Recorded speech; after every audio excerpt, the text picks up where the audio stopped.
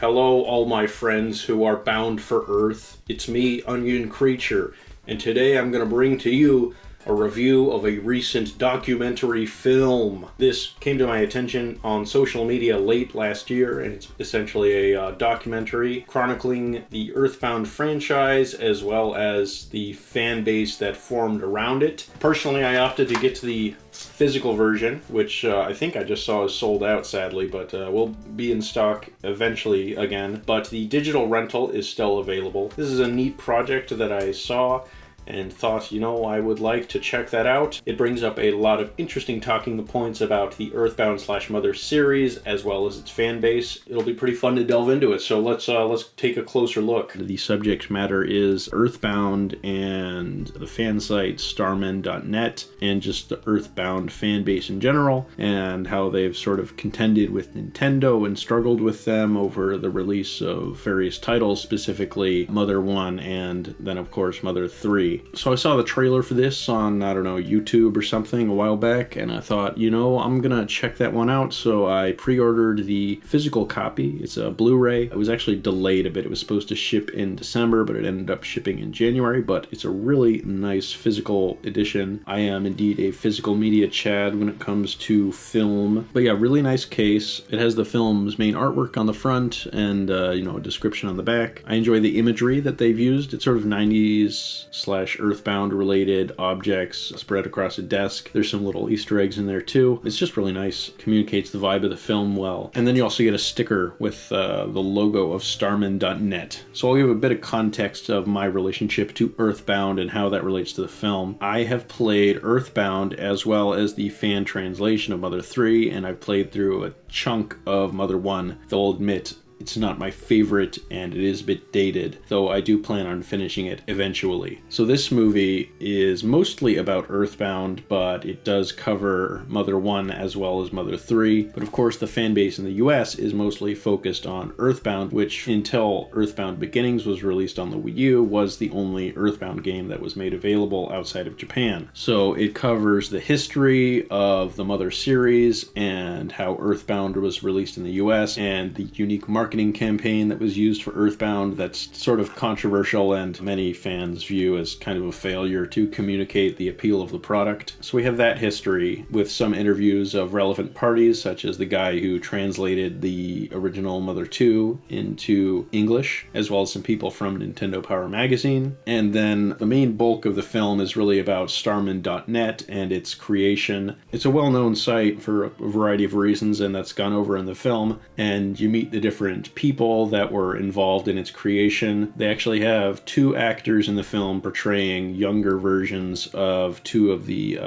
big figures in starman.net, that being Tomato and Reedman, who are also basically telling the story throughout the film. They're two of the main people who have voiceover explaining the story of starman.net and the fan base's various efforts to get Mother 3 released. I think one of the nicer parts of the documentary is where the different interviewees go over what is special about Earthbound and why it appeals to them. I think this is something that I related to as a fan of Earthbound. I played it much later when it was released on Wii U, but I can see how playing it on release, where it basically came out of nowhere and it didn't have the legacy that it does now. So when you play Earthbound today, there's a lot of context around it that you would probably be familiar with based on its reception and the fan base. But back then, of course, that didn't exist, and so that's a unique perspective to hear from people who played it at the time and forged these communities based around the game. They also go over the eventual ROM that was released of Mother 1, which was retitled as Earthbound 0, and that's just a brief part of it. And then it goes into the announcement of Mother 3, which was, of course, originally supposed to be a Nintendo 64 title, and that just sort of eventually floundered and was canceled. You get to hear about the fan base's sorrow over that and how they tried to become involved with Nintendo to get the game released. Mother 3, I would say, takes up the majority of the rest of the documentary, it being re-announced in the 2000s for the GBA, and then eventually released in Japan, but not in the US. They spend a decent chunk of the time going over the the fan translation and sort of the moral dilemma that comes with that. I think they covered that pretty well in that,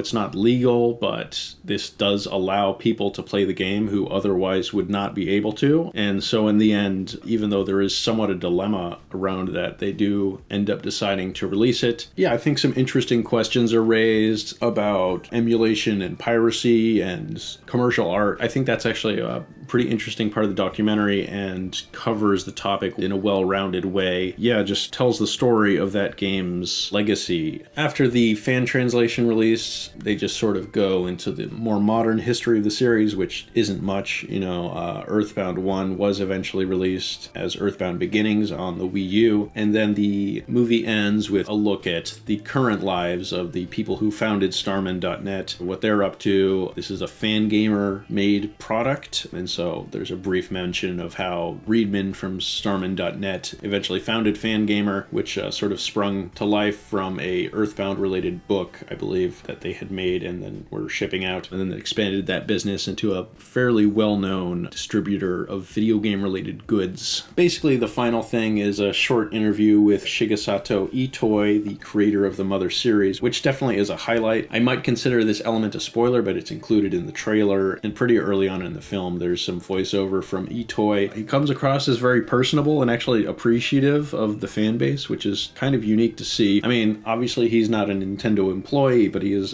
very closely affiliated with one of their properties, and you don't usually see such blatant support of fan communities, which was kind of cool to see. I didn't really expect that. Definitely a highlight of the film and a very nice way to end it. Now we'll touch on some technical aspects of the film. In terms of the construction of the film itself, it consists largely of interviews and recreations of scenes that are being discussed. This is a common practice in documentary filmmaking, and in this movie I think it's done pretty well. You get some which are set in a game store, which communicate how Earthbound got pushed to the side in retail. There's some recreations of the Starman.net founders in their rooms. They have two actors playing the younger versions of Reedman and Tomato, who are key figures in the Starman.net story. I thought the actors that they casted were actually very close likenesses to the younger versions, because they also feature photographs of those people when they were around that age, and the casting was quite good in terms of capturing the likeness. So these recreations, I would say they're well shot. They have a nostalgic vibe. I think they recreated a 90s bedrooms very well. There is one animated segment, and it wasn't my favorite. I think, trying to recreate Earthbound style comedy is wrought with challenges, and it's very difficult to pull off. I didn't think the animation did quite that, but the effort is apparent and I can appreciate it. And then there's plenty of footage of people being interviewed about the subject matter. They recreate 90s computer screen UI, and that's actually done pretty well, and the graphic design was all very convincing generally. The least professional aspect of the film is the lighting in some of the interviews. There's a lot of footage which is really blown out. There's a lot of just white on the screen. They shot in front of a window during the daytime, which felt somewhat unprofessional and not something you would see in a higher budget documentary. It's not unforgivable, but I think it's a basic expectation to have footage that isn't quite so blown out, especially when I don't think it needed to be. Like, you could just shoot in another room where there isn't a window. Not to put down the film too much, because I do quite like it, but some shots are certainly lacking. The other issues I had were with the audio and some of the interviews, which wasn't that prevalent. Mostly the audio is quite good. Just a few interviews didn't sound as nice, but that's all right. I don't think it detracted from my experience all that much. I do really like this movie. I think that it would have appeal to someone who has no experience with Earthbound or Mother and just doesn't know anything about it. I think they introduce the games well and explain their appeal, and do explain why it's so tragic that Mother 3 has not ever been released outside of Japan. It's just been something that's just been totally unreachable for so long. It is a story about a group of friends coming together to form something. They bond over their shared love of this game, and then that creates a small community. They helped shape the current perception of Earthbound as one of the great cult classics of that era. This documentary illustrates that well. I think there is a universality to this story. I rated it on Letterboxd. I gave it an 8 out of 10, perhaps a little generous because I'm biased towards towards the subject matter, but hey, it was a good time, and I can only rate it on my own subjective level, and that's how I felt about it. That's my thoughts on this film. Like I said, I would recommend checking it out if you are able. The Earthbound story is one that I think is very much worth telling. Nintendo themselves recognizes the Earthbound/Mother series as being highly important, with it having lots of representation in Super Smash Bros. There was recently My Nintendo merchandise which was released. One of them is this Mr. Saturn, I guess it's a luggage identifier. But that was just like really recently. And there's also this 8 Melodies notebook for Earthbound Beginnings. There's official Earthbound Beginnings merchandise.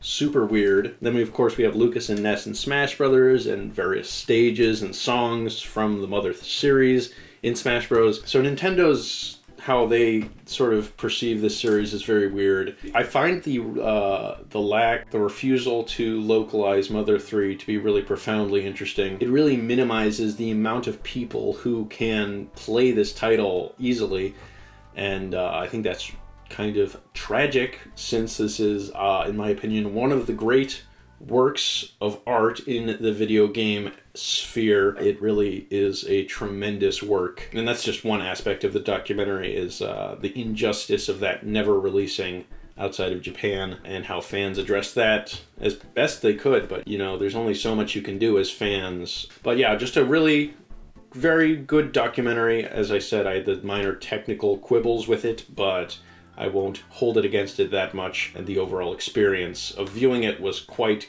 good, and something that I would definitely recommend checking out. Alright, I'm gonna do the spin thing and like fly away.